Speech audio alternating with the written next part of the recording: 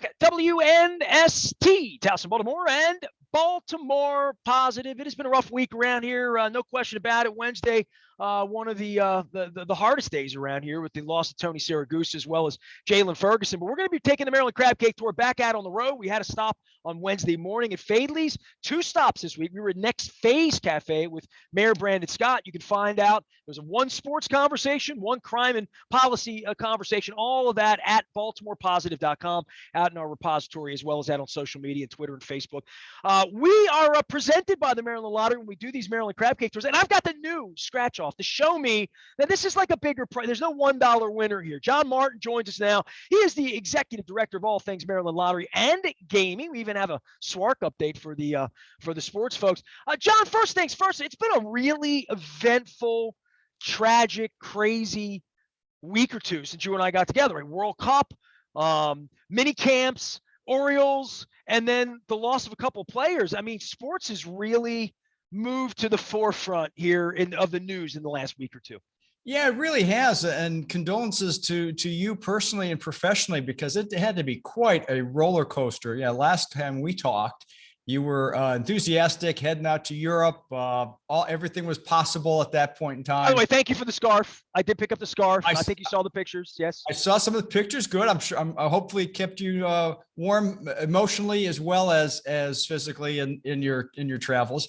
But yeah, then to have the thing kind of fall apart then, and then clearly the horrific week for Baltimore sports kind of puts all of it in perspective, doesn't it?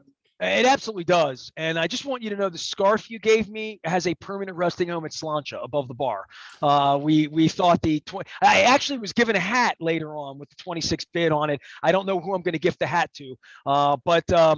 Yeah, that was very, very disappointing because I just didn't have my hopes up. I just thought, how are they going to let DC not be a part of this, right? Like, how are they going to keep the capital of the free world out? That was the part that I'm still investigating, trying to figure out what happened with all of that. But you guys have massive jackpots going on right now, right? You know what? We are keeping fans like Jen and others extremely busy, because we have not only 1, but 2 $300 million plus jackpots with Powerball and Mega Millions. And I love when this happens, and our players love it as well. It's almost like dueling jackpots. Each time it's back and forth as they climb up the ladder. But hopefully people are playing responsibly, playing with pools. That's a fun thing too. You get your work group together, even though it's virtual maybe, but you get your work group together, everybody puts in $1. And you have, maybe 20, 30 people in on it, and you see your collective fate if it can rise and fall as the jackpots rise and fall as well. But lots of fun with that. And well, I thought of that for you because I was at Royal Farms down on Key Highway. I needed some gas. This was literally on Wednesday when everything happened. I had been at Fadley's. I had a delicious crab cake, and I was at Royal Farms. And as I was coming out, there was a group of 4 people, 3 women and a man. They were clearly workers. They had their little badges on. They were coming from somewhere, and they were walking in and they were talking about buying lottery tickets on the way in. So I heard that, and I'm like, that's music to John's ears. And I'm like, well, this is what happens when the jackpot says 312 and 350 or wherever it'll be by the time people find it. And maybe they'll find it at 0. Maybe they'll find the jackpot in their pocket if they buy their tickets at Royal Farms, right?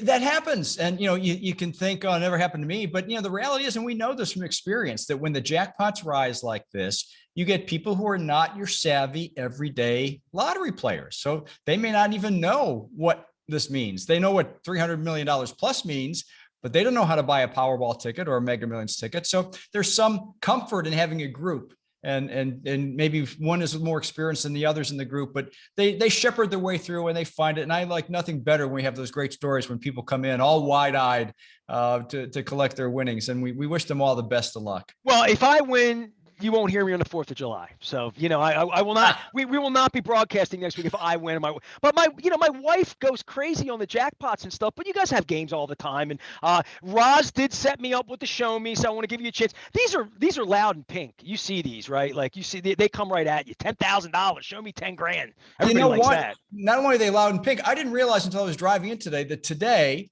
of course, not when people maybe listen to this, but today as we're doing this is National Pink Day. Did you know that? I should have worn my pink shirt if I would have. Well, can you tell? Oh, look at you! Yeah, there you go. Just kind of came out. It's in the rotation. I don't have my wife set my clothes out. Who comes up with this? Who makes brother-in-law day and pizza day and donut day. Who does this? Yeah, well, people do, Nestor. And you know what people also do? They buy lottery tickets. And when they buy them, they have great stories to tell. Like the guy who went to buy one pick 5 ticket, mistakenly bought 2. Don't get ahead of me. Yes, the number came in. So now he wins 2 $25,000 jackpot prizes. Stuff like that happens. Or the postal worker who was having difficult time scanning the package because the zip code was wrong. So they thought, let me take that 5-digit zip code and play it today. Bam, winner. You got a million stories like this, right? Everybody that comes in has something that would have gotten in the way of the $100,000 you're about to write them a check for, right? Like everybody's like, I wasn't going to go to the store that day, or I hit a red light and it stopped me and I pulled in, or just something crazy, because that's the way it works. That's the way fate has it, right? You know what? Exactly. That's exactly what happens. It is fate that takes you by the hand and says, do this. Now, you hope they're playing responsibly, and they hope that they, while it is impulsive, that they do have that under control. And the stories are fun, and we love to hear that they're setting aside money for good causes, like the young couple in Gambrels who won a cash for life prize, second tier prize, which is $1,000 a week for life. Cash, that's what cash for life means. $1,000 a week. I'm trying to do the math on that. So 1,000's probably 600 or 700. It's probably $35,000 a year for life, right? Like cash to you, sort of, kind of. If you choose to do that, they, being a young couple, decided to take the cash option, which they certainly did. Which is what? How much is that? About $1 million. $1 million now?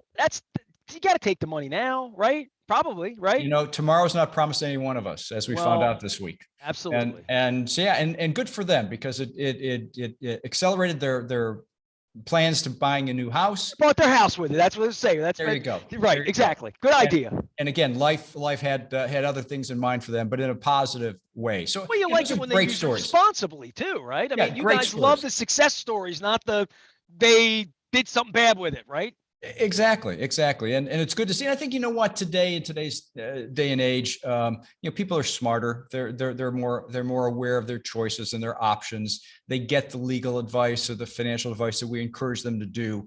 Once a winner has a winning ticket in their hand, Nestor, you probably know this, they have 182 days. They have 6 months before they need to come forward and cash their prize. Now, human nature says, well, they're going to come in there in the next day, right? But if they have the time, they're patient, they seek out their options, they get some help and assistance, they can make life-altering decisions for themselves and for generations to come. And that's when it works. That's when I'm smiling and I'm laughing, because all we've been talking about is Lamar Jackson's money, right? The last couple of weeks. And it's like, dude, there's 100, 150. Just take it. Just show up, sign it. You get the money. You get hurt. You're good. There's all of that going on with him, like in a real play of, he's got the ticket. All he's got to do is come, right? Literally. But I don't know how quickly, if you win, you run to cash it. But tomorrow is not promised to any of us, right? So do people tend to, how long do people really wait? They don't wait to the last day. They get their act together for a couple days or a week, and they come find you pretty quickly when they won $1 million, right? Oh, absolutely. And you could almost chart the life cycle in these things, especially those that are, multi-million-dollar prizes. We don't expect to see them in 24 hours. After about 30 days, though, we're starting to think, okay, now's about time. Once it gets past, let's say, the 3 or 4 month mark, and they still have a couple months to go, we get concerned that, the ticket was in the laundry. Exactly. Because no one waits to the 11th hour. No one. Unless it's accidental, right? But you probably have a case of somebody lost a ticket and it took them all 5.5 months to find it, right? Oh, sure.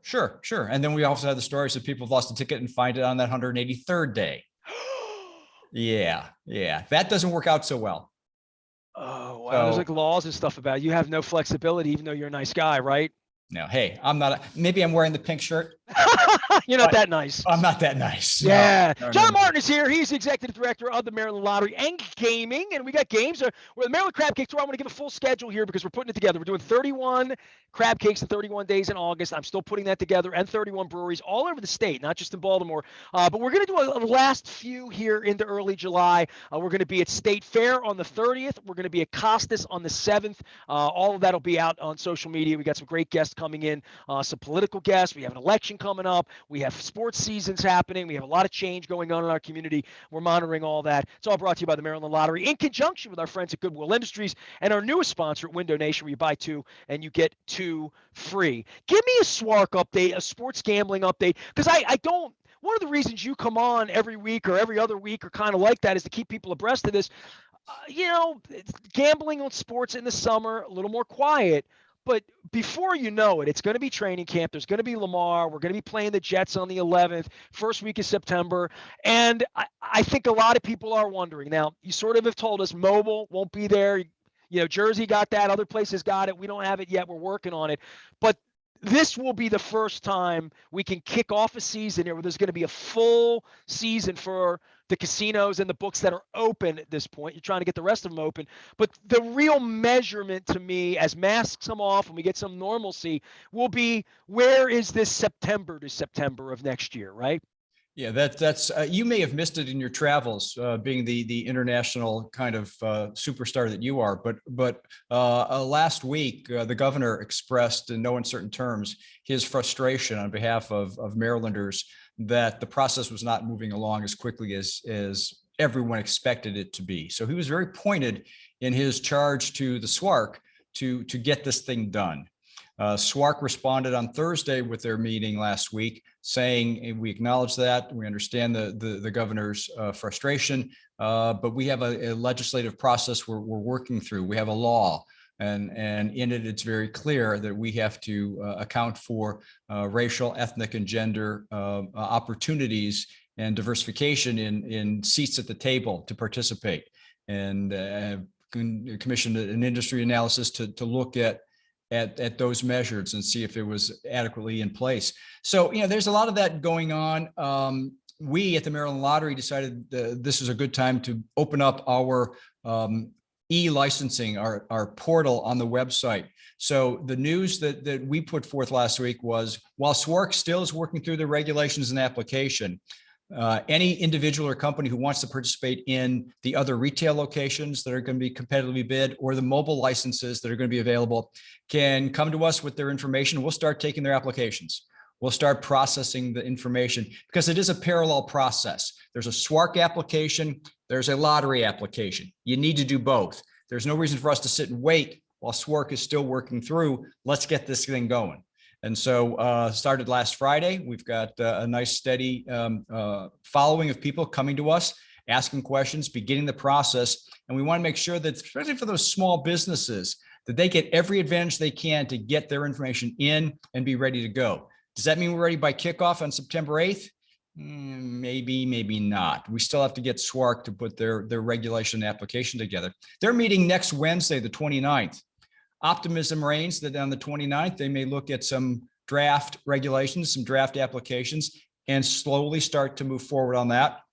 Meanwhile, we've got pedal to the metal. We're working through as fast as we can on the financial backgrounds, the criminal background checks, the integrity, the good character, the things we need to do to qualify applicants. So when SWARC, well, we want to do this thing fast, but we want to vet people, right? Like, so there's, you have to. Literally, if it happens too fast, it feels like hokey pokey, right? I mean, it feels like you could do more to vet this, right? I mean, you can always do a little bit more, especially when these are the kinds of licenses that are millions of dollars. They involve integrity, all these things you're talking about.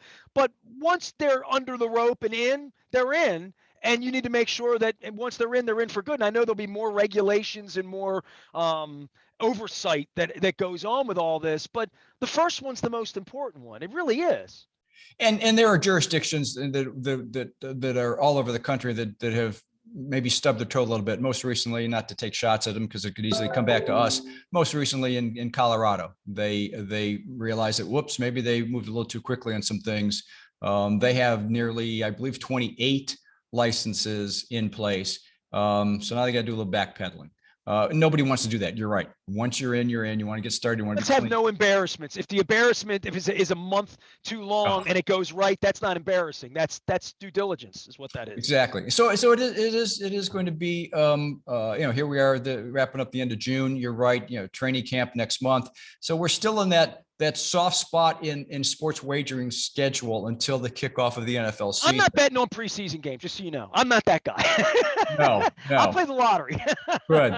Good. So the hope is, sometime before the football season is out in 2022, the governor would like it to be September 8th. A lot's got to happen. My hope is we can get somebody up and running during the season and be in good shape come playoffs and Super Bowl going into 2023.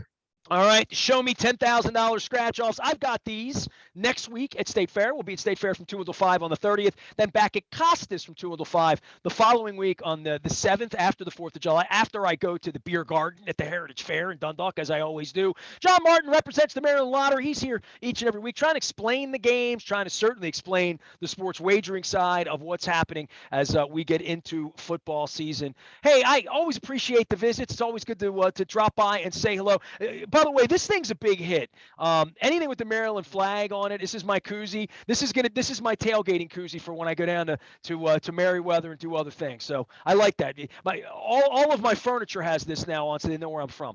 Like that. I like that a lot. I need to get one of those. How did you get one?